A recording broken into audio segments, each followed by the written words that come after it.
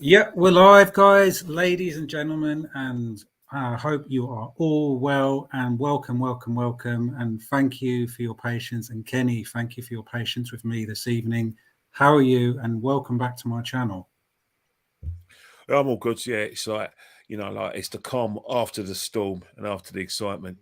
And I think, I don't know about you, but I think I'd be very surprised if Arsenal fans ain't watching those highlights again and again and again and again.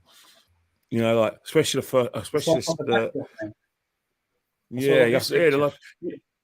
was, right? It's that I didn't really. I think when I was in the ground, you're celebrating, you're going absolutely mad, and you don't realise what it was like for people who who in the ground with yourself, but people watched it on TV live through their various instruments, or people listen to the radio. Because I heard that a lot of people went absolutely berserk from all over the corners of the UK and the world when they go with him. But what I liked about it is that I was celebrating so hard, I fell over. I fell backwards and forwards, where it was a crush, and then you moved. Yeah, we all do. We're in a different seat when you celebrate. And I noticed the players on the pitch. And I was thinking, well, hopefully nothing's gone wrong. And then when I went home and I saw the highlights, especially the Reece Nelson's goal, I liked the way he celebrated because he didn't know what to do with himself, and he tried to keep calm. And he's running away, and then you can see, and then he runs smack into Aaron Ramsdale, and then Xhaka's dragging him towards him, and everyone's just jumping on top of him. I think that's a significant moment that season. But in the ground, we don't see that because we're too busy having the same sort of experience as well. How was the feeling for you, like just being there? Well, for me, all right. The Emirates, mate. Sorry to fall at the end. I've never seen it. It was full. I don't know what it is. You know what it was? Bournemouth gave us a lot of encouragement the way he played. Because they although they put men behind the ball, they couldn't hold the ball up, and they kept on giving the ball back to us incessantly. There wasn't a time when, apart from maybe a 5 or 10 minute period, Bournemouth had any sustained pressure, sustained passing. Everything they did from a sort of midfield point of view and an attacking point of view was all wrong. Yet they created better chances. And I'm not talking about better chances, they're clear-cut chances. When I mean clear-cut, I mean clear-cut. When when they went 2-0 up, and I've asked people on my stream on Saturday, I said, "Be God's honest truth, did you think we'd win that?" Yes. I'll tell you why. When we were 2-0 down, yes. Yes. I'll tell you what, Alex. Yeah. I'll tell you what. Go on. They scored about half an hour ago, and they kept on playing it well. I went up to the guy in front of me, right. We got 30 minutes to get 3 goals, plus injury time. I said to them, the way Bournemouth are doing, the ball keeps on coming back. They're not holding the ball up. They're slowing possession, and we keep on getting possession after possession after possession. One of these days, we're going to make the right decision, and when we score one, we'll get another one. I didn't realise it was going to take that long, but I was even saying the sort of goals we scored are not going to be traditional great goals. They're going to be deflections, probably. Maybe something's going to go off someone's back. Maybe a penalty or a mistake. And the goals we scored are basically, you think about it, direct. Remember, corner, Smith Rowe, the ball gets hit out, Chris Rowe lobs it up with his head, and then it was like a gamble at the front plate. Yeah, the second one was just... No, Ben White, yeah. Yeah, Ben White got the second one. So, as I was saying before, it was that we were only going to score like that. But because we kept on coming forward, kept on, like I said, getting bodies forward, it was only a matter of time before they were going to creep because they risked it. Cheers, mate. You on the water? Yeah, I'm on the water as well. It's risk and reward, Alex, because, if that had been Newcastle put men behind the ball, but what they did is that when they got the ball in the attacking areas, they kept the ball and they were able to hold the ball up and get their men into attacking areas where they could put us under pressure. And you have to say that the same with Brentford as well. But Bournemouth, it was like kicking the ball anywhere. The only person in their team with passable accurately was their goalkeeper. Apart from that, all of them, giving the ball, most of them, it was a shock that it took us that long to get the 3 goals. But I hear what you're saying, Alex.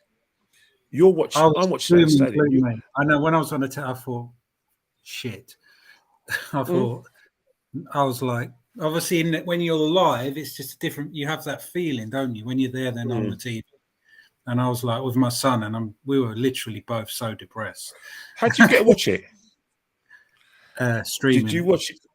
Oh, you streaming? Was your stream clear? Was your stream clear? Yeah, I pay someone via a different country. And, right. Was it jumpy up and down sometimes? No, it's all good, mate. Never have a problem. Oh, so it's clear as a die. That's good, man. Bit slightly behind, about 20 seconds behind, but mate, if it's 3 o'clock, mate, I love it, and I get a pay. Did you make the mistake of having Sky Sports alongside it, the live stream? No. Because I make sure when I'm watching it, I put my phone away because I know I'm behind. Thankfully, there's no Arsenal fans around, so know if we're winning or not. So, but I was like, wow, just to be there must have been. Is that the best moment?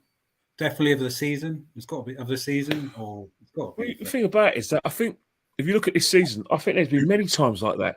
The way Fulham, we scored a late goal. Obviously, it's not in injury time, but we scored a late goal. It's Fulham. Man United, injury time. Aston Villa. Then you look at the Aston Villa away, injury, 2 goals in injury time. But this one felt a bit different because it was over. The game was up. I went up to. I said to the guy. I went up to the guy in front of me. I think that's it.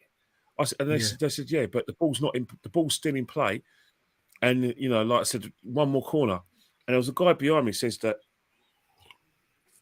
last time Arsenal scored from the corner was in the 3rd game of the season against Bournemouth. So he was jinxing it. Sometimes he was drinking so much he had to go to the toilet. And every time they go to the toilet, we'd be on attack. We'll get a goal. So people were trying to get him to go to the toilet. But in the end, it was one of those things where as soon as the ball went to Reece Nelson, I thought nothing of it. But I hoped. Yeah. But when the ball went in the net, oh God, I know you just had to believe it. It was pandemonium. I was emotional watching it. I mean, nothing. People crying in the stadium. People crying. Some people crying. Well, I get it, but save that for when and if we win the league. But you know what it is? It's moments, isn't it? Does that make everyone believe, though? Does that moment make the whole crowd and everyone just believe that this is finally? You know what I think? I think fans started to believe 3 days before with the Everton game, because I think after we played Everton, that second half, it was very commanding and very imperious. Yeah. So when you look at a performance like that and you see not only a performance of commands, but imperious performance, you definitely believe in it. And I think a lot of people are daring to believe. Do you believe, Kenny? Do you believe? I'm very cool. Well, you know why I'm cautious because I think I'm the same like you. Yeah, but you know why I'm cautious? It's from a worried place because you think about it, we're still conceding clear-cut chances. I mean, where was it? 2009. We were in. Was it top? Was it March? Correct me. I used to wait 2008, 2007, 2008 season. We were March. We were top there. March, April. We were still top, and then William Gallas sitting on the centre circle, and then capitulation, right? Yeah, and that's. I'll be the next 3 games before the international break, Kenny. For me personally, Leeds, Crystal Palace, and Fulham. Win those, and then I'm ready. I'm ready for it. You know what I mean? But is it because you have a superstition that whoever's top at Easter Monday goes on to win the league? Is that why you? Is that why you think we're going to win it? Nobody. When it comes April, sort of April beginning mid, nobody generally loses it once you're top there. I mean, it would be no, it's a superstition. You're top by Easter Monday, you're going to win it. But the problem is that there's two. The thing about it is that all the games you mentioned are competitive games. Fulham's going to be a competitive game where Fulham are going to look to win the game. Crystal Palace are just one of those teams that just generally are coming to the Emirates to beat Arsenal. They're not coming there to, make the numbers up and just put many move forward. They've got pace in their side, they've got skill, but they haven't got a finishing touch. But we're going to invite pressure on like we had before. Fulham, not so much Fulham, but definitely Crystal Palace is going to be hard to beat. And then you've got the fighting for their lives. Leeds are fighting for their lives. So again, they're a team that are very naive, but if they keep 11 men on the pitch, that's going to be a difficult game as well. Because one of the things we're doing that I'm very, very impressed with is the fact that we've got a fight, we've got bounce back ability, and we can find goals. But one thing I don't like, and I mean I don't like, is the fact that we're creating clear-cut chances, and it's not just on the break. It's just that I think teams are getting bodies forward, and because they're getting those bodies forward, it's enabling them to create chances where our goalkeepers have to make spectacular saves. You know what I mean? I think you hit a nail on the head. And what worries me big time, we've got 3 type of strikers out with Jesus, Eddie, and Trossard, and that concerns me. You know what I mean? Because I think, and I hope I'm bloody wrong, mate. I think the biggest mistake we made was not to get an out and right striker. You know what I mean? To just sort of, no, I was going to say Ivan Toney, but not now, obviously, because he's. Well, you can still get him. You can still get him. He could, and then where's he going to be? Is he getting charged? Is he not? I don't know what's going on with him. But I'd love him. Well, think about if he pleads guilty and doesn't defend it, then he's got a good chance of serving his. He's the exact striker we need, Kenny. There's nothing. Well, I don't see why we shouldn't get him. We know. We know. The day. Well, all right, he's banned from football. So obviously, if he gets banned at the end of the season, he's going to be out till about November. So he's not going to be allowed to do any sort of football activities. But he'll be able to train, but he won't be able to sort of like play in reserve games or even warm-up games. He'll have to have his own personal train. But the thing you've got to ask yourself, is he that good? Is he going to make us a better team? Is he what we're looking for? And if the only answer is yes, then we got to go for him. What I saw at the Emirates, I think, hell yeah, mate. Everything he has pace, power, he's annoying, he can score, he can pass. I mean, he can run the penalties. He's about to take one there. Right, as you watching it, one there. Okay, you got it on. Is it 1-1? Hold on, let's do a commentary. He's about to take a penalty against Leno. Ivan Toney, 2-1. Come on, just talking about him. And he steps up and says, "Do you know what? I want to come to Arsenal."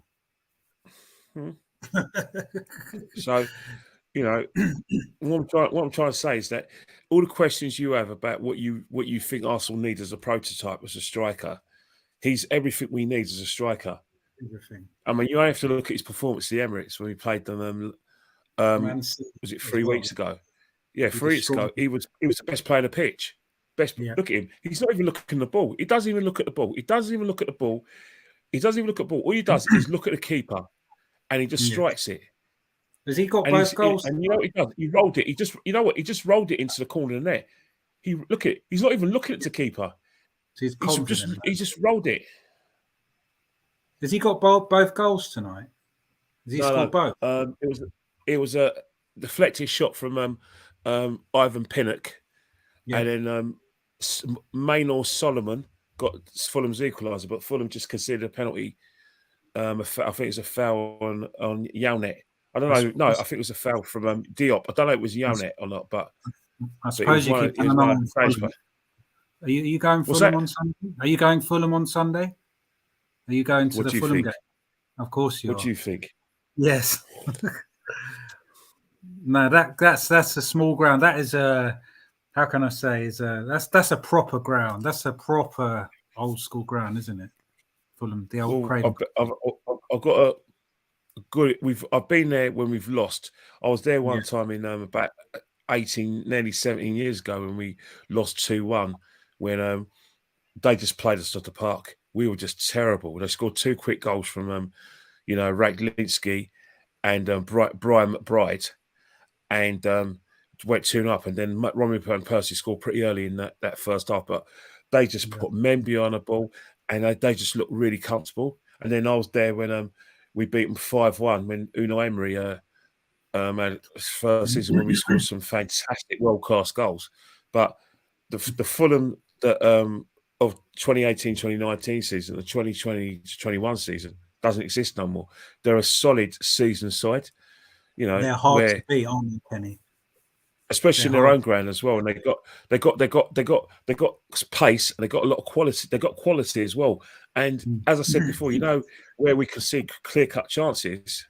Yeah. Well, they're a team who are competitive enough to want to do that, because then they're going to show us respect, but not the sort of respect where they're going to be, how do I say it without trying to sound insulting to Fulham fans? They're not going to be feeble. It's going to be respect. I think Sunday they're going to raise their game. It's going to test us. I know Sporting's first, but I think it's going to. I don't know, man. That's going to be a hard game Sunday, isn't it, Kenny? It's going to be a hard game. Oh yeah, definitely. Every game we're going to play is a hard game. Even Sporting in the Europa League. Remember, on the last day of the Champions League, last day of the Champions League, was it match day? I think it was match day 7 or whatever they call it. Last season. Yeah, this season just gone. They were in a group with Spurs, Marseille, and Frankfurt, and they were topping the group. They were first, Spurs were second, and they were topping the group going into the last game of the season. So they had Frankfurt. They had Frankfurt. I think they had Frankfurt. They had Fulham. No, not Fulham. I'm talking about Sporting Lisbon. Sporting Lisbon. That's what I said. Yeah, yeah. Of course. Europa League. Remember Sporting Lisbon? I think they had Frankfurt, isn't it? They had Frankfurt, and Marseille had Tottenham, and going to that last game. All four of them could have got into to the last 16. Somehow, Sporting fell at the last hurdle against Frankfurt. That's a good team, a very, very good team. See, what will we do against Sporting? Are you confident? And we'll go through. It's good. I know we have to play well. We have to play well, not concede goals and concede possession. We're going to have to play a strong team. I know a lot of Arsenal fans said, let's forget the Europa League because of the league. I'm sorry, but if you want to be called a great start, you've got to win. You've got to win more than one trophy. I don't want to see a weak team, mate. You know what I mean? Well, Jack is playing. Right. All right. We know Jack is going to play. We know Tierney's going to play. We know Tommy Aster's going to play. We know Saliba and Gabriel are going to play. We know Turner's going to play. We know Vieira's going to play. We know, and we know Smith Rowe. Reece might play. Reece and Smith Rowe will play, and probably Gabriel Martinelli. So that's a strong side we've got. Because they have to use that. Any of Gabriel Jesus being back before the international break. I think he'll be back after. You think after? Because it's just. I think I don't know if you saw the picture. I think it was today of him on the pitch with his baby and his wife or girlfriend. That was posted, and he was all in the training kit. But who knows whether he's running around? But apparently he's training, but non-contact. Yeah, it's a knee injury, isn't it? It's an knee injury. Like you've got to get it right. Remember, it's still things like twisting, turning, jumping, running back, running forward. Like I said, change your pace. Another thing as well. When you've got an injury on one part of your body, you risk putting strain in another part of the body because you're protecting that knee. So you're not running naturally. So if you're trying to protect your knee, that can affect the thigh, that can affect the hamstring, and it can affect your ankles the way you run. So you have to be fully fit. And with the intensity of the games left, we need him. We can't have a half fit Jake. We can't carry him.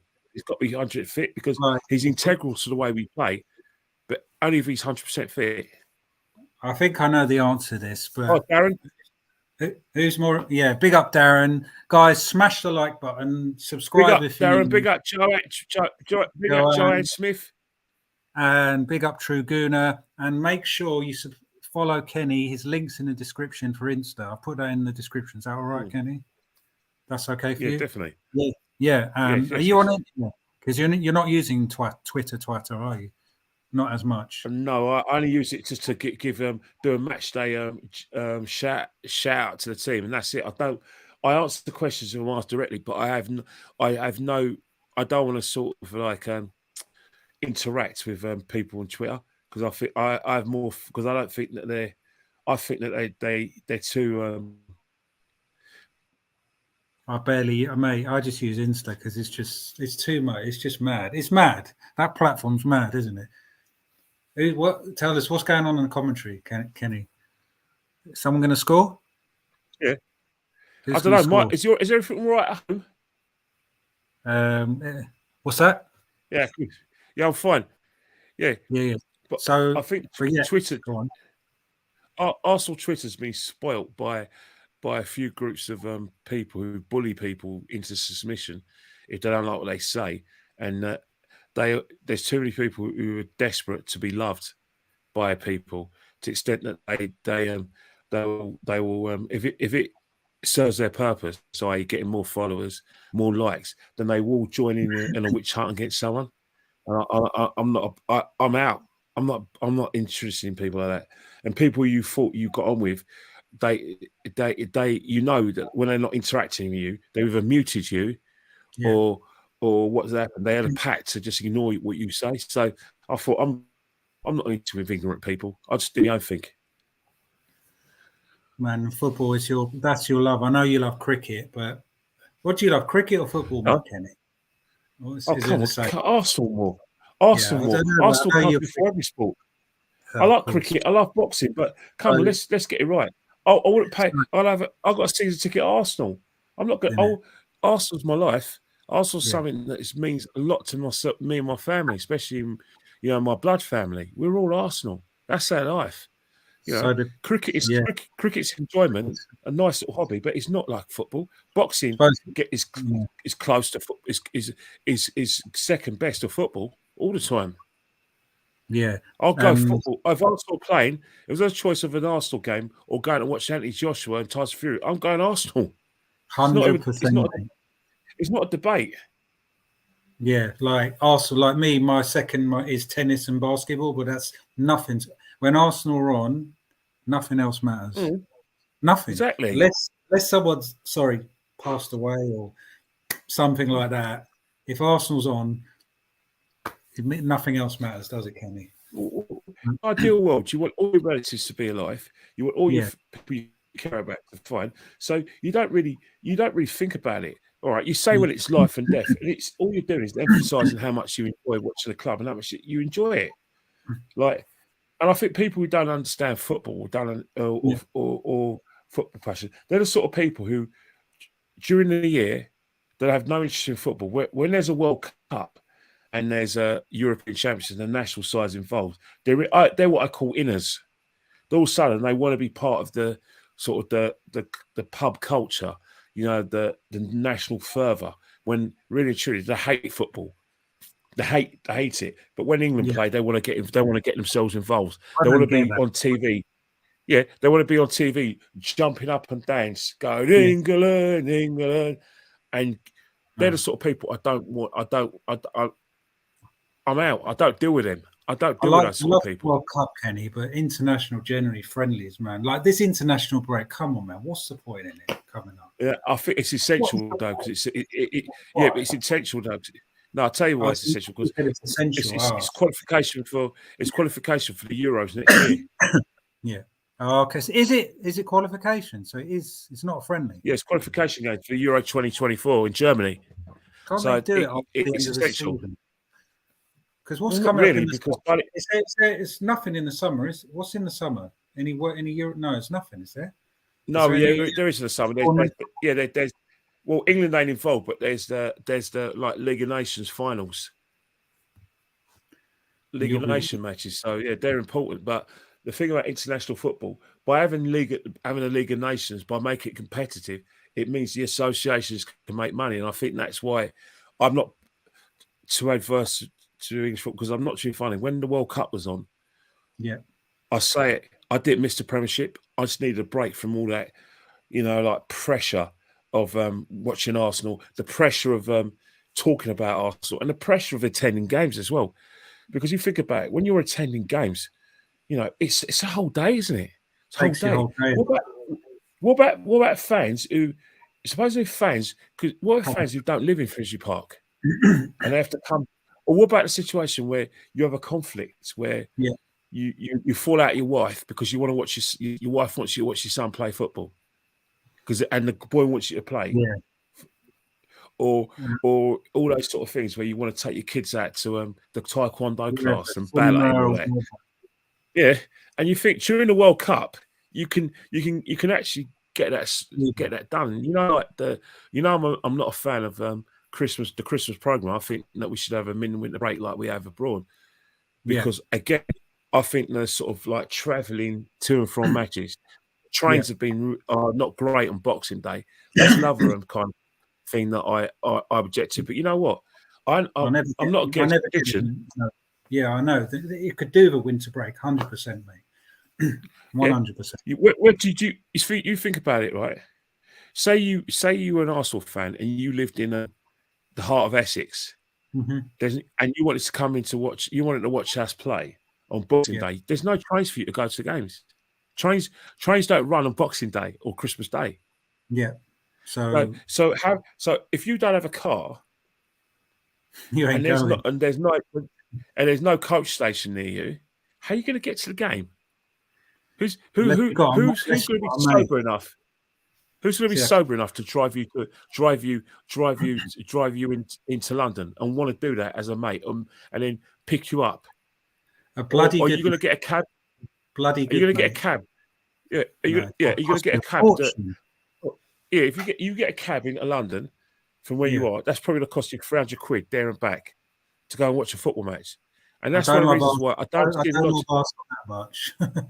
But that's why I don't see the logic of having these games on Boxing Day and then in New Year's Day, when match-going fans, who should be the most important, and then the armchair fans can't get to the games. How's that work? How's that work? Match-day fans have to put up with a lot. Have to put up with going to watch Arsenal Newcastle on an 8 o'clock on a Monday night. What's your worst experience? One of them. Can you tell me, like, as a fan, where you've been messed about the most? Like, can you give an example?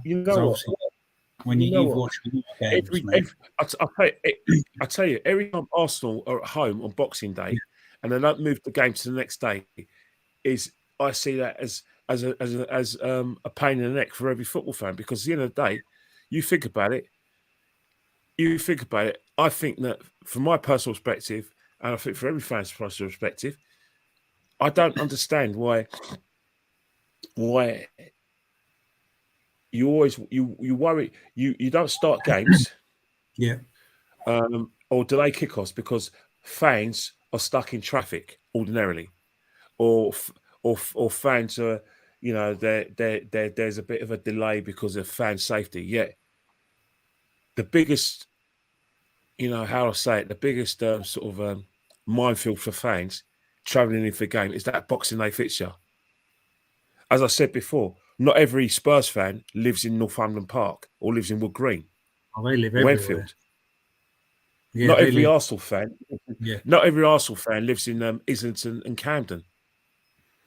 No. Not every West Ham fan lives in Newham, and lives in Ilford.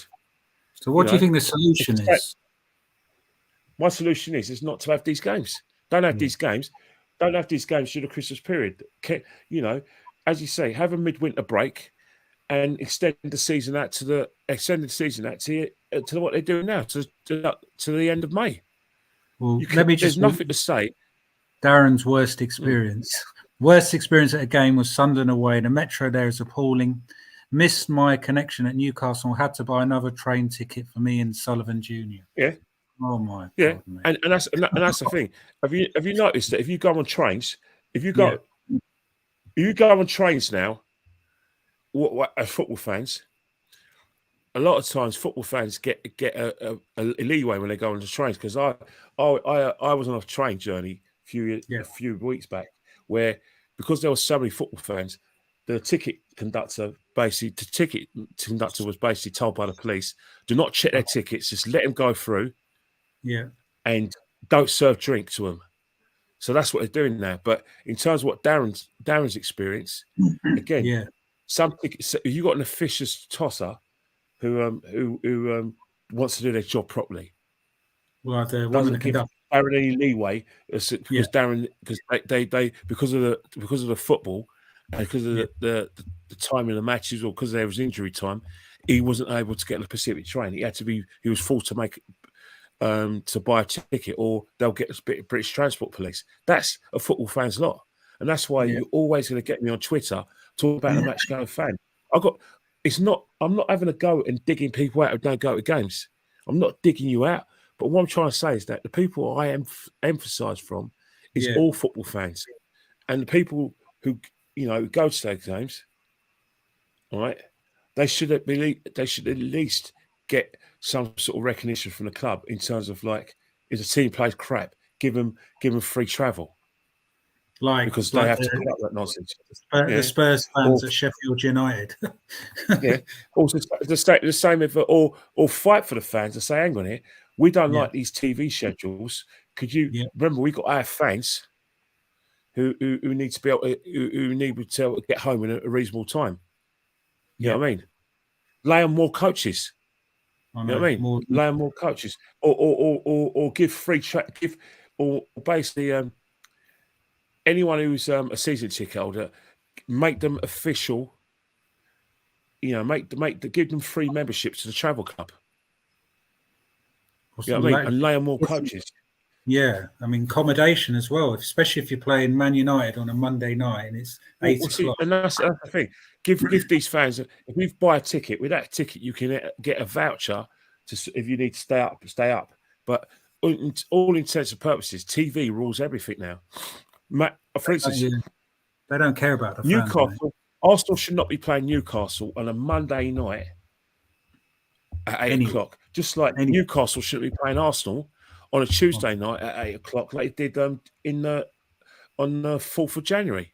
That's awful for Newcastle fans. It's bad. That's mad. But you know, what time they got home the next day, Kenny? Must be like 6 in the morning. Well, I looked at the because when you come, when I come out the Emirates and I do my fan cam, I do a bit of my my vlogs as well outside. I always go to the players' entrance at the Arsenal, and at the players' entrance you see coaches of all the away fans, and and some of them, there's loads of coaches. Newcastle, like on Wednesday, I saw loads of coaches going towards Liverpool with the Everton fans, and the same thing with Newcastle fans. But it's all well and good saying Everton fans as well. Yeah. But I just feel really strongly about that in terms of fans getting a short straw, because I know a lot of people who live abroad think that we're having a dig at them. We're not having a dig at them, but I'm just saying is that every interest group in the club, fan interest group, should be looked after. That's what I'm saying. If you can't have these games at a reasonable time, don't have them at 3 o'clock. You're still going to get paid a lot of money from Sky. You got quite a strong connection with the club, though, Kenny. Do you have a voice where you can raise this further to help the fans? Not really, because what's happened is that the thing about it is you can have a strong connection, but the fact is that you've got to remember the people who have that strong connection invariably. Behind the scenes, they say they're doing a lot, but I just get the feeling that a lot of people who claim to represent the club seem to be more in love with being interviewed on Sky Sports. Like, for instance, you've got AFTV, and you would think with the fact that they got many views, they actually represent Arsenal fans and Arsenal supporters. They don't. They represent the personalities. And they want to get on they want to get in the press conference.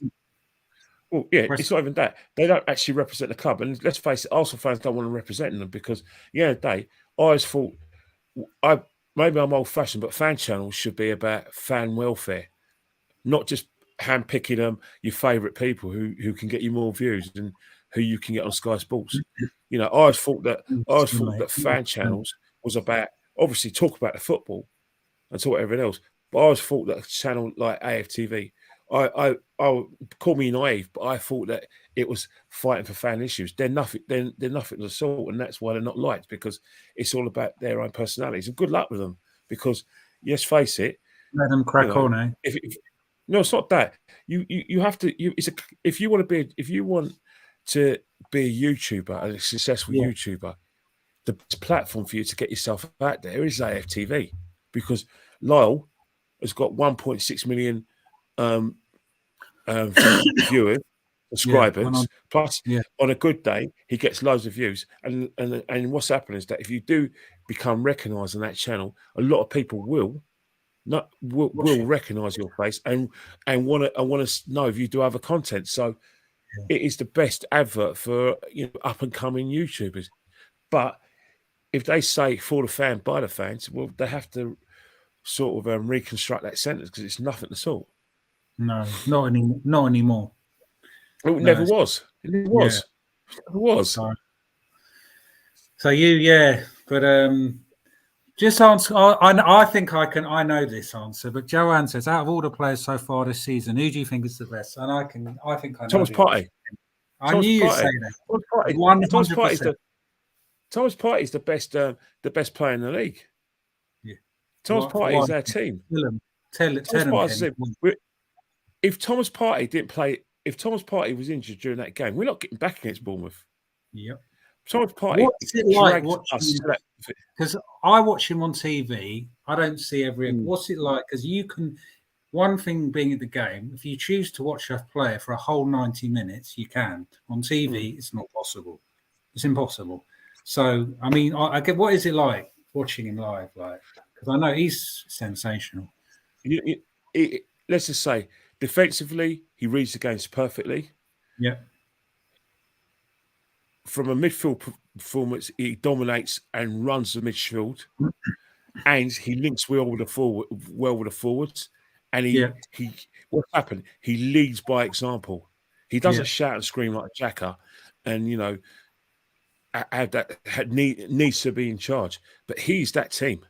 You take him out of that team, and it's the team. The team loses at least 40% of its strength and of its utility. That's how good he is. The money. Let's just say that £45 million clause we activated. It was a steal. The only player in the Premiership he has every game. The only games we've lost is when he hasn't started. I was looking at a stat this season. I think I'm right. Am I right? So he lost against Everton. He wasn't playing against Man City. Didn't play against Man City. Lost against Everton, and he didn't play against Man United. And he only came on. I'm not saying. Yeah, I'm not saying we're a one-man team, but what I'm saying is that he's that good. Teams are scared of him. You know how good he is? What teams are doing with Thomas Partey is that they're actually trying to press him and stop him playing, because they think if you stop Partey from playing, that he's significantly weak. Oh yeah, against Everton, he was playing when we lost against Everton. But if you stop Thomas Partey, but he came off in the first half. Yeah, he wasn't, because he wasn't fit anyway. But if you're in a position, if I was an opposition midfielder, I'll just say, right, stop Thomas Partey, don't let him get on the ball, and just press him. And if you keep him quiet, I think that affects our game. Everton did that at Goodison Park. And you got these Man United fans running up their mouth about Casemiro. Are you having a laugh? Well, they're right, though. They ought to. They're right, because Casemiro is a great midfielder. He does a lot. I'd rather have Partey. But, I mean, don't get me wrong. You had the Willie Youngs for Liverpool second goal, and I think he just kept having Willie Young moments. But let's talk about be honest. the 7-0. Oh, you still laugh? To be honest, no, I'm not. I'm not laughing. I don't find it remotely funny. Not because I've got an imagination of Man United, because because what I saw wasn't just a 7-0 thrashing. Yeah. No, what I saw. Go on. Yeah, you know what I saw? I saw Salah back to form. I saw Nunez in form. I've And seen Gakpo Gakpo in form. I've seen Jota coming back fully and fit. I've seen Firmino fully fit, coming back fully fit. I've seen Firmino playing well, and I've you're seen right. Alexander-Arnold and Robertson playing well. And I'm thinking, dear God, we've got to play them at Anfield. We're not Good tight point. defensively. We're still creating. We're still conceding clear-cut chances. Oh dear, what? Oh Yeah, dear, even if we play you're well for right. the first half, the second half, when they score first, they'll score another and another and another, and they can beat us comfortably. That's how I felt when I watched it. I didn't feel anything Man United. I didn't feel That's a good any point. empathy or any mirth. I just thought, oh shit, they're back. They're playing at Anfield. They're playing well. Oh shit, Do you, do you we're think in big trouble. do you think they can get top three? I was thinking about that. They're running, and just if they're back, do you think they could get Look, the top four is going to be either Arsenal. Obviously, it's either going to be Man City or Arsenal, first or second. It's going to be third Man United, and I think fourth Liverpool. I'm I think gonna Liverpool. say, yeah, they look, yeah, you're right. We should be worried. We should be cautious. So, like me, I think you're right in thinking we haven't won the league yet, and we need to be cautious, don't we, Kenny? We need to just take game by game. Can you see the way, if you look at the way we're playing now at the moment, where we're conceding clear cut chances? Can you see us keeping Liverpool quiet in that mood? No, no, it's worrying. But yeah, can you just imagine? Can you imagine? We need to tighten up in the next few, like ASAP. Yeah, because you notice that, like if we were having this podcast in around October, November, we'd be saying that Saliba is at the final of the season. We're now in March, and our best centre half hasn't been Saliba; it's been Gabriel. Yeah, Gabriel since Christmas has been fantastic. All right, he had a Willie Young moment for the he had a Willie Young moment for the first goal. Where everyone said, "Oh, Graham Poll says it should be disallowed." Stuff it. Doesn't matter. We disallowed it. We won the game anyway. But you know what I mean? It's like, apart from that, he's been solid. Now Saliba, he lets the ball. He's a bit shaky. Ivan Toney beat him up. Yeah, that World Cup break came at the worst time for him. Well, for him, yeah. But like Ivan Toney. Ivan Toney completely dominated him at the Emirates. Battered him. Yeah, battered him to pieces. Ruined him. Ruined him. Yeah. Look how he couldn't handle it. Ivan Toney. That reminds me, Mitrovic on Sunday. Well, he's not playing too. He's not. They're still 2-1 down. He isn't exactly played amazing. In fact, he's been average. If anyone, to be honest, since the World Cup, he hasn't been playing good football either. If anything, if anything, the person that Vinicius Junior looks more dangerous than him. Darren's talking about the Arsenal Tottenham games of boxing. Now, yeah, Darren, I hear what you're saying, mate, but you got to remember that we got a computer now. The computer says we can play anyone in Boxing Day. That's the thing. We normally, but I don't know. When did we play? Did we play box? I don't remember. What did we? Yeah, we did play 26. We played West Ham. West Ham. We went West Ham. We've had quite a few Boxing Day games against West Ham. Yeah, and yes, Niall, big up to you. What a show. Big up Arsenal, Alex, and Kenny Ken. So thanks, Niall. The question I have to ask you, Arteta, mate. What about Arteta? Is he the man to finally put that 19-year drought aside and just bring us all joy and happiness and he's the man in possession. Look, I like this. I like it. Go on. You know the thing with Arteta, and one thing you can't deny it. The thing is that he's getting a lot of his decisions. When you look at his decisions, you can't argue against them. You can't argue against Tomiyasu coming off of Ben White. You actually can't argue anymore about what would I say about Shevchenko over Tierney. You can't argue against it because tactically you could see that he's made the right decision. You actually give him a bit of respect because even though we're not happy with the Eddie situation, he's quick enough to to say, what? I really was impressed by his subs on Saturday. I was very impressed. Yeah, but you know what? You've got to give him. especially the Smith Yeah. Rowe one where he double subbed him. Definitely. And I thought You have to give him respect for that because he got it wrong. He got it wrong. You know, two things he did wrong. Yeah. It wasn't just bringing Smith Rowe on instead of Reece Nelson. If you bring Smith Rowe on, you got to play him up front instead of Gabriel. People just assume that Gabriel's going to be a striker. No, Gabriel was fine where he is. Smith Rowe, if anything, should have been tried in that sort of position because what will happen is that he can. I'm not saying he's a striker, but he actually plays his best football behind the striker, where on the counter attack, Brentford scored again. Have they? Who scored again, mate? Who scored for Brentford? It's not Ivan Toney, mate. It's not Ivan Toney. No. It's Jensen. But Tony's looked good now, hasn't he? Yeah, but what I'm saying right now, in terms of like, if you look at taking off Smith Rowe, it was the right decision because Smith Rowe was making us lopsided. Plus, he was poor. Yeah, and it was the right. Even though he came as a substitute, and you say don't substitute the substitute, I think in order getting someone more direct like Reece Nelson, he did the right thing. His decision making and his choice of players is right. And you know one thing about it is that, in terms of like his ruthlessness when it's not working out, all of us have been calling him out for that. So if we're gonna go up to Arteta and say, you know what, we're not particularly happy with your man management, your team selection, your methods, and then we're finding situations where we can't argue with it. You've got to take your hats off to the guy. Don't get me wrong, I still have reservations about him as a coach.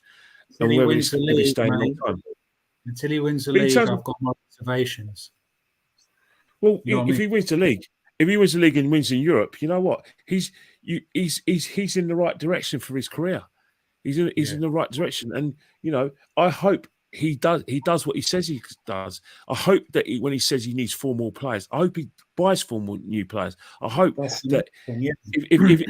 hope that you know that he removes the DNA of our player from a top 4 player to a player who can win us the league. I hope he does that because we need strength. I'll have less reservations about him if he does get 4 new players in, and that the caliber of player can help us win the league. So I hope. That leads me to what Joanne said. So who do we need to get rid of, Kenny? Easy. It's not a case who we knew we were going to get rid of. Who we need to get rid of and who we are going to get rid of. We need to get rid of players who are all right. We need to get rid of players who are top 4 players, not going to help us win the league. So I'm sorry, Reece Nelson's going to have to go. Yeah, Eddie Nketiah's going to have to go. Why did we buy him? Like seriously, Fabio Vera, I'll give him another season. All right. Who else would need to go? I think Xhaka is probably going to have his last season. He's played well. I respect him, but in terms of like the DNA of the midfielder we need, I would let Xhaka go. Kieran Tierney, sadly, has to be moved on because we moved on. Because he's unfortunately, it's going to happen, and that's not my. No one who needs to be moved on. Tommy Asu needs to be moved on. It's not sorry, not good enough. Who else? And I think that's Eddie Nketiah, mate. Yes, moved on. He's not good enough. Eddie Nketiah needs to be moved on, and I think Balogun needs to be given a season around the first team and give a season 100%. To stake his claim. If he doesn't shape up, then I'll move him on the season afterwards. So it's a good opportunity for Balogun to prove what we've always thought about Balogun, i.e. that he's a better prospect than Eddie. Well, he's having a good season in France, but he needs to see if he can do it in the league. Yeah, he's smashing it. But Arteta's got to be fair. He's asked players to go out and loan. Yeah, and in order to learn the game. So I'm assuming that he's going to bring Eddie back, or is he going to give him another season out and loan? Either way, there has to be a pathway. Yeah, but look what happened with Saliba. How many years was he out and loan? Yeah, but if Eddie, but if Balogun is as good as Saliba, we think then there has to be a pathway for him to get in this team. It has to be, surely. Yeah, and but Rob Holding is another. Goes back to Rob Holding is another casualty. Exactly, he's another casualty. Rob Holding. Yeah, 100%. And that worries me. I hope I'm wrong, Kenny. I hope I'm wrong that we win the league without a striker, but I think we are going to need 12 games. And Eddie's hit a brick wall. I know he's injured, but I think he's hit a brick. You know what I mean? And Gabriel Jesus is not a striker. You know what I mean? He's not a striker. Yeah. He's not. But what he can do, he can bring what he can do, which is making himself useful by creating space for Martinelli and Saka to get those goals and get into those goal scoring positions. He just brings other people into play, doesn't he? Yeah. So, and that's unfortunately Eddie's not able to do that. But Trossard in a sort of like mini, how do I say it, in a sort of like Trossard. He's not quite like Jesus, but in a sort of like, you know, how do I say it, similar way, but not as prominent. He's a semi-Jesus in the way he plays. Let's hope he's not injured too long, mate, because they didn't look good, did it? I'm hearing he'll be all right for Palace next week. So, yeah, let's hope, because Eddie's got an ankle injury, and not that I want anyone injured, but we don't miss him because he's just not doing it, is he? Well, the thing about it is that in certain games, in the cup games, when you need a striker, he's someone we could do with on Thursday. Yeah. So, are you confident we'll go through Sporting? Do you reckon? You're confident? Not if we keep on conceding those chances. Yeah. I can't. But we have to find a way. We find a way to, you know, like I said, outscore the opposition, because I think, you know, the way he played in the Champions League, I think that they're going to be very, very, very, very, very difficult to beat over the two legs. But I think with our quality, if we play a semblance of our first team and get some of our best players out there, I think in the home leg in the Emirates, I expect us to get the quarterfinals. Yeah, we should be beating Sporting. Come on, man. We got I think we got a favourable draw, mate. I think, you know what. I don't know, mate. I don't know, man. In Europe, let's not forget. No, who expected Eintracht Frankfurt to win the Europa League? Who expected them to go to Barcelona? West Ham fans were doing cartwheels when they were playing Eintracht Frankfurt in the semi-final instead of Barcelona. Look how that turned out. Exactly, and so you can't. And Rangers, who would have thought Rangers would have got to UEFA Cup final, Europa League final? No one. So you can't. You know, would have or should have is a whole different ball game. This couple of people saying Smith Rowe was taken off because he looked injured again. I don't know if you noticed on Saturday. Like, maybe it wasn't. It could be. I mean, he's another one. I would say thank you, but mate, you're not doing it. Bye bye, Smith Rowe. I mean, I think Smith Rowe is there's you can see light the tunnel in terms of contribution with Smith Rowe than you could see with Reece Nelson. And I'm not slagging Reece off. I respect Reece a lot, but the fact is that is Reece going to make us challenge? Going to be one of the players going to help us challenge for the Champions League and the league season after season? No, I don't see that. Yeah, I know what you're saying, but so yeah, is it full time yet? The game, the Brentford Fulham, are they still playing? 8 minutes of injury time. 8 minutes. Yeah. Yeah. So Rob, but yeah, and then Fulham. I think. Do you know what? If we win our next 3 league games, mate, and we have a slip up at Anfield, it wouldn't be so bad, would it? That's the thing, because we have to win our next. Look, not even about it, right? The thing about it is going into the last day, right? The last game of the season, Brentford. Oh, you think it's going to the last game? Oh, 100%. Brentford are going to host Man City, and we're going to host Wolves. No, Brentford are going to host Man City, and we're hosting Wolves.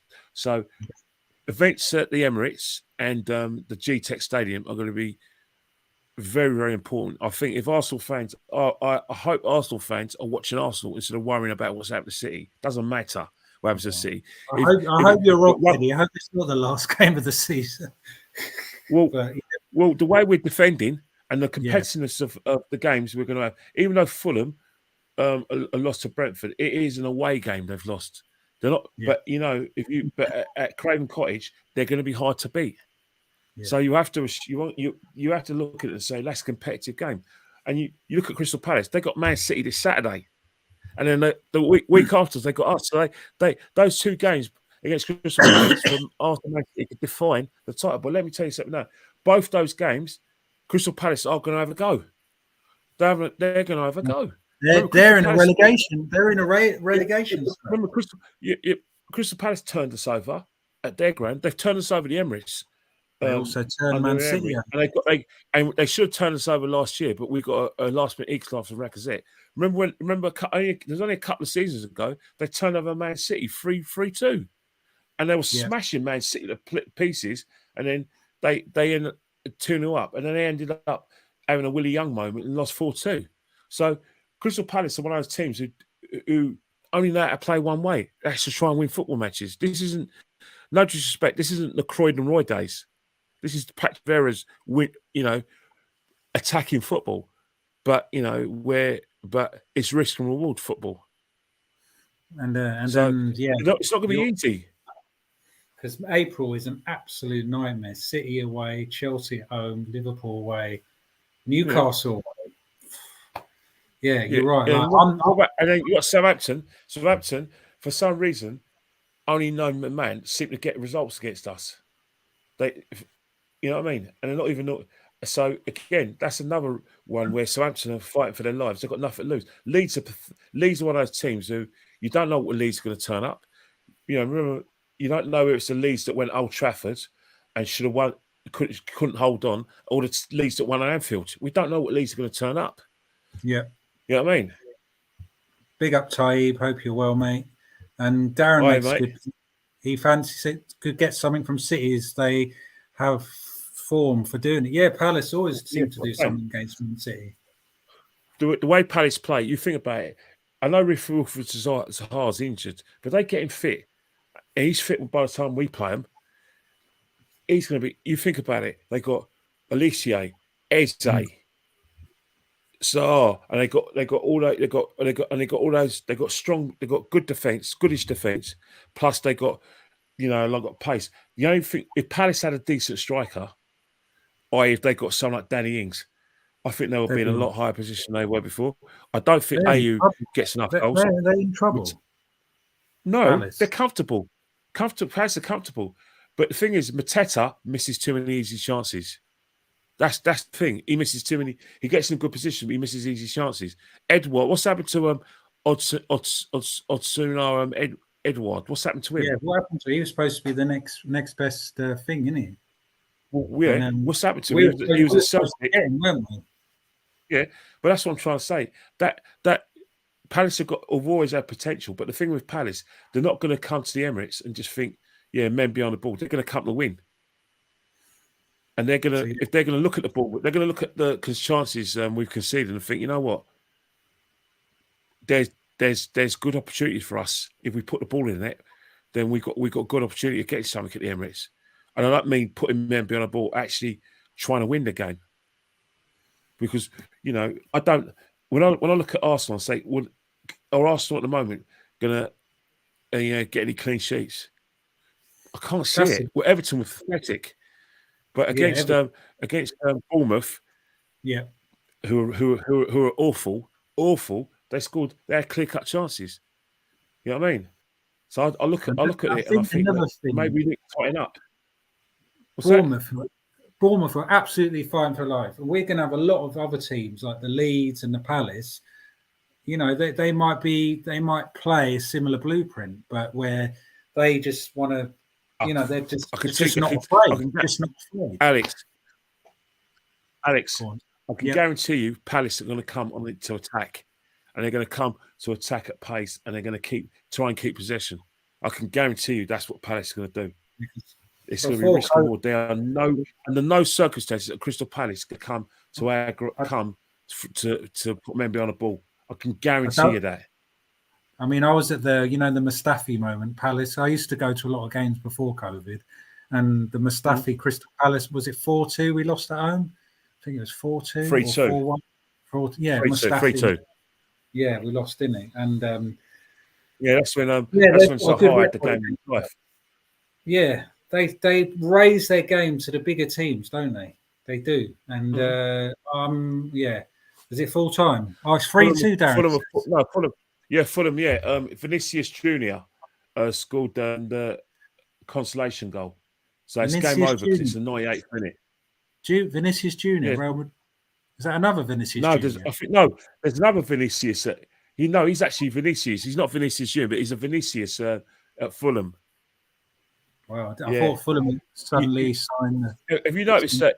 Have you noticed a common name in football? Mendy, Traore, and now it's Vinicius. You know what I mean? Before it used to be Emerson. There's so many, like common names in the Premiership. Yeah, but it's game over now. 3-2 Brentford. 3-2 full time. So hey, we'll wrap it up in a second, won't we? Yeah. Because I know you'll. Thank you, Kenny. I just want to say, guys, please hit the like button. Please do subscribe. Go to there's a link in the description. Please follow Kenny, 1972 on Insta. Can they follow you anywhere else, mate? No, go on Insta. If you want to have some fun, let's go. Let's have a game of minds on Insta, because I always answer my DMs on Insta. So let's have some fun. Let's have a discussion. Let's have a debate. You know what I mean? Let's have some fun. Forget Twitter. No one can out debate you. No one can. If it's sport football knowledge, nobody can beat you, Kenny. No, it's not possible. It's not possible, mate. So I don't get out of Alex. I don't get out of it much. That's all. No, but you're. I need to get a life. Please, mastermind, mate. You are like. What's the equivalent? What's the sporting equivalent of mastermind? I don't know, really, man. You know what I mean? There is one. Sign you up. I don't know, mate. Jez's quizzes, right? You won them all, didn't you? I've only lost twice. Once to Lee, and I think I've lost to Lee once. I've lost to Lee Gunner, but I've won every quiz. Yeah, I've won every quiz I've been on. Yeah, and there was other quizzes as well. Who am I? I've won 90% of that. I've won about 60% of those quizzes as well. Wow. So you're not yet. So if there's a TV idea out there, we need to. I like this. The chase, Kenny, is the chase. Later. If they're all football sports questions, I fancy me chances. Yeah, and then you might. Yeah, you can win some good money on that, can't you? Hey, I could do with the money as well. For my season ticket, many years over. Briefly talk about how do you feel, mate? Price up again, was it 4%? Like, how do you feel about that? Another bloody increase on the season ticket. I think what's happening right now is that one of the reasons why they took off our credits, because the fans, the club can't keep on afford the fans. The club are going to owe us about 60 quid because all the cup credits, we haven't used them all. So if you think about it, we've had 3 cup credits for the Europa League. We should have another 4, but we're at the FA Cup. So if we get all the way to the semi-final, at least we're going to be 1 credit short. So if you think about it,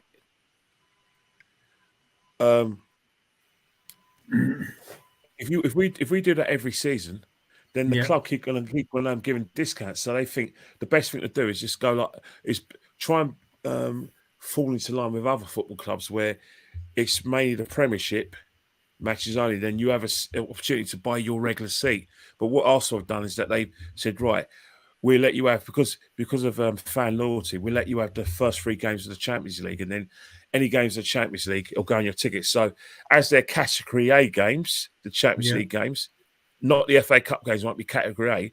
So say if Arsenal get into the last 16 of the Champions League, get the quarters of the Champions League with semi-final, those tickets are probably going to be about 78 quid, because you think about it, smart, they're Category A games.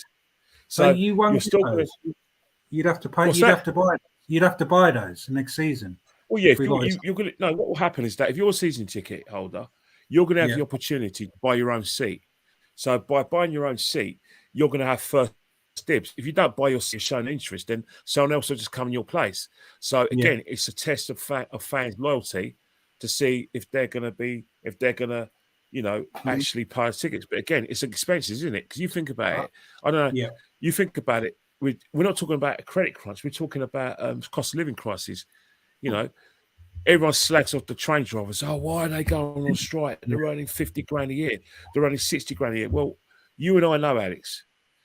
If you're earning, if you and your missus, right, we're earning 100 grand a year, right? Yeah. You'll buy 100 grand a year. You'll buy a house that befits your incomes and outgoings. And so if you buy a house that befits your income and outgoings when you're earning 100 grand a year between yourself and your wife, and then all of a sudden the mortgage company said, it is a great mortgage rate, and all of a sudden interest rates go up, inflation goes up, your salary don't go up. You're in a situation where you may not be able to afford your mortgage or live in your own house. So you're going to have to downsize. So what I'm trying to say is that it affects the only people the cost of living crisis don't affect are people like paid off their mortgage. People not even that, rich people. People are rich. People like Piers Morgan. People who slags off the train drivers and slags off the unions. Piers Morgan, a lot of things I've done to cut back. I mean, we all have. Like, I'm sure, like you just sacrifice. I'm sure you have to make sacrifices. But Al, you shouldn't have to. You shouldn't have to, because simple reason is that the money you earn should be in line with inflation. And if you're working, you should be able to be getting your if inflation goes up, your salary should go up. But that's not happening. And that's the problem. And that's why people are going on strike, because they can't afford to live. That's all it is. It's not strike for striking sakes. But anyway, this is an Arsenal talk, not bloody politics. We could go on about it. Kenny, an absolute pleasure. Thank you. Thanks a lot. Thank you so much. And smash the like button, subscribe, follow Kenny on Insta 1972. And I'd love to have you on again in the near future, maybe end of the season when we won the league or whatever. Somehow, Alex. I don't think we've seen the last of each other. If we keep on having like heart attack moments, cardiac arrest, my God, threats, I think me and you'll be having loads of conversations about after matches or doing reviews or previews. So I don't think we'll be seeing the last of each other. No, 100%. So, guys, thank you so much for watching. Like this as you leave. Any last words, Kenny? One game at a time, and that's not a cliche. That's a fact. And, do not take anything for granted. Every game is going to be competitive. Try and defend better. And let's focus on Europe now. Let's focus on Europe. Yes. Let's do it. Yes. All right. And I'll right, mate. leave you. I'm going to have to love you. Leave.